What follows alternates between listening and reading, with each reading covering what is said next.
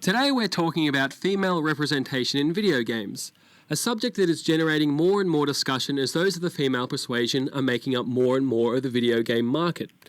To aid us in our investigation, we're talking to Glynnis Campbell.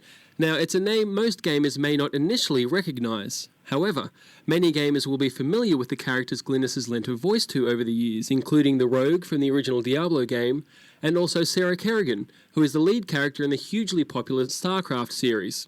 Good morning, Glynnis. How are you?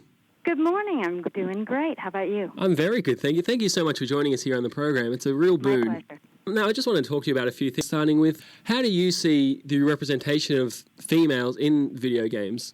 Well, historically, they've been very sexy, usually, like Lara Croft and Blood Rain.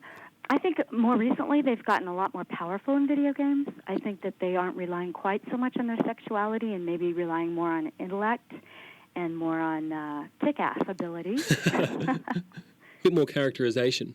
Yes, absolutely. Which brings us to, I mentioned before that you play Sarah Kerrigan in the StarCraft series. Right. Now, she's a character who's been praised for her, in inverted commas, strength. And I wanted to know what you see as a strong female character. We talked about the kick-ass ability. Is that all there is to being a strong female character? I think that a lot of the strength has to do more with their personality than their actual physical prowess, because in video gaming, especially in RPGs, it seems like they can endow just pretty much anything with strong capabilities. But I think that the fact that characters like Kerrigan have a history and they have emotional battles that they've dealt with, I think that creates a more depth of character, and that's where they gain their strength. Just for those out there who don't know what the character of Sarah is, she was an assassin who was liberated by a revolutionary movement and then sacrificed by that movement to these aliens, and then she was reborn within the aliens as a more powerful character, a more powerful creature, as you well know, obviously, Glynnis. There's a little bit of a romantic attachment on the way, but it never interferes with her journey as a character.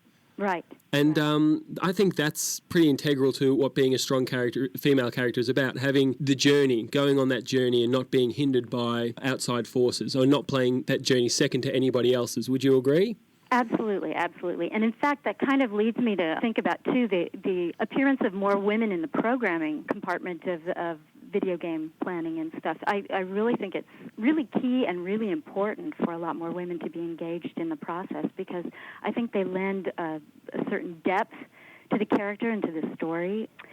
Actually, men's and women's brains are wired completely differently. Oh, yeah? And, actually, it's physiological. Men are more able to have a strong ability to focus and drive to stay on task, and I think that their programming reflects that. Women are better at multitasking. They can look at things from different angles, and so I think that helps them to add more motivation to the character, more emotional strength, and I think that men and women working together in programming is a beautiful alliance. That's a very good point. Do you see more women in the industry now, from your perspective? I think that there are. I'm not integral to the industry myself, but I think there are more women programmers. Certainly there are more women players, and I've actually had a lot of interaction with a couple of the game sites online that are specifically women gamers, and they seem to be a pretty strong force.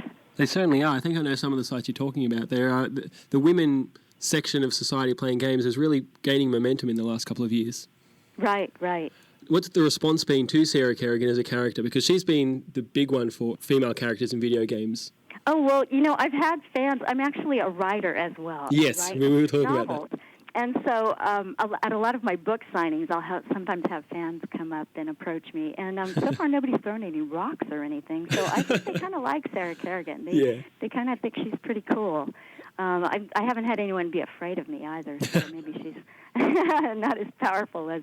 I don't look as powerful as she does. No. Now, one of the things I want to talk to you, we're talking a lot about strong female characters, but and we briefly mentioned before, you mentioned Lara Croft and Blood Rain. Do you think that these kind of characters subvert the strong female role models in the gaming industry, or they're just harmless?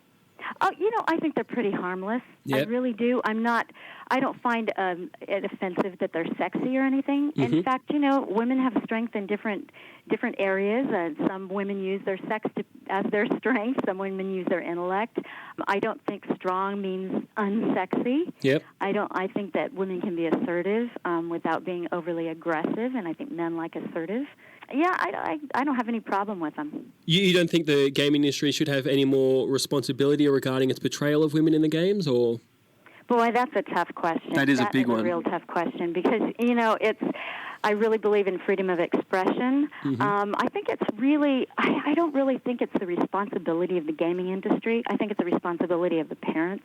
Yep. Or, the people who are in charge of exposing their children to what's out there. And I don't really feel that should be a burden upon the industry itself. Yeah, absolutely. I agree. Just finally, we talked a little bit before about you also write novels. And you've been quoted as saying, "One of my goals is to inspire women to find their inner strength, whether it's fending off muggers, standing up to a boss, or hanging up on telemarketers."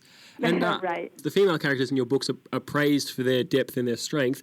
Do you deliberately write them this way, or is it merely your natural writing style? Well, I have so much tried to just, my heroines start out very sweet and feminine, and they always end up making wisecracks and kicking ass.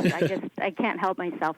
My own favorite writer is Joss Whedon, who wrote Buffy the Vampire Slayer and Firefly, which is one of my favorites. And I just really like the whole aspect of these little feminine creatures that become worthy adversaries. And so I've always been attracted to that kind of female. I'm not sure I'm one of those myself. I don't go out and, beat up anybody. But I love the strength behind them, and I really love the characters when they're that strong. And I think the fact that I write, my genre is historical romance. Mm-hmm. And historically, that's kind of been a field where the women are, a little subservient to the men, and I've never liked that. I've never liked that at all. So what I always try to do is really strengthen the females in my stories, but consequently, the men have to be even that much stronger.